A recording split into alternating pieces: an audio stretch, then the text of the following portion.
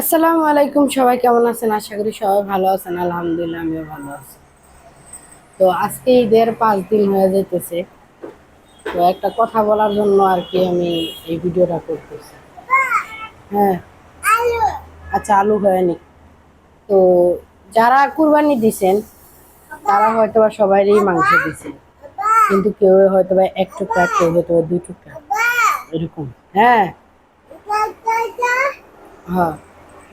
তো আপনারা কি জানেন, এই কুরবানির মাংস যারই দেন না কেন, একক তো খাওয়ার মতো, ওসিয়ত দেওয়ার মতো। হ্যাঁ, হ্যাঁ। তো আমরা কি করছি, কুরবানি দিয়া মানুষের 1 টুকরা 2 টুকরা, তাও 1 টুকরা দিছি, 2 টুকরা চর্বি দিয়া বৈশা দিছি। এরকম অনেকেই করছেন, হাজার হাজার মানুষ এরকম করছেন। এগুলা ঠিক না। যারাই দেন না কেন এক বেলা খাওয়ার যোগ্য করে দিয়ে। কারণ বছরে প্রথম একটা ঈদ, কুরবানির ঈদ।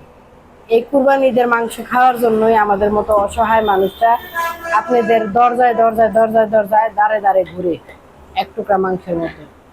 আর সেই মানুষ আপনারা কি করেন, 1 টুকরা মাংস দেন, 2 টুকরা চর্বি দিয়ে বিদায় করে দেন। এটাই আপনাকে কুরবানির নাম হয়ে গেছে, যে আপনারা কুরবানি দিচ্ছেন। আল্লাহ পাকের জীবনও কবুল করবো না।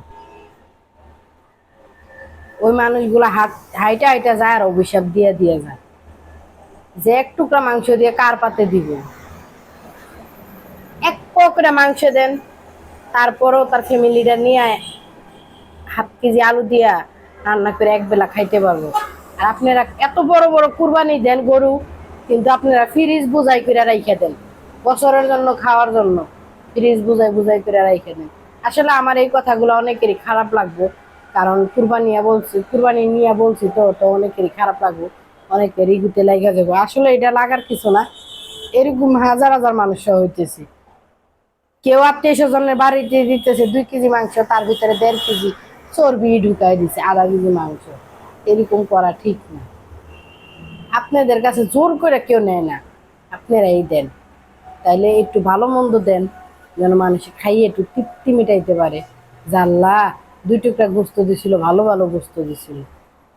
এই কুরবানি আপনার জীবনেও কবুল হবে না। খালি আল্লাহু আকবার কইলেই আর 2টা গরু আইনা কাটলেই কুরবানি হয় না, বুঝছেন?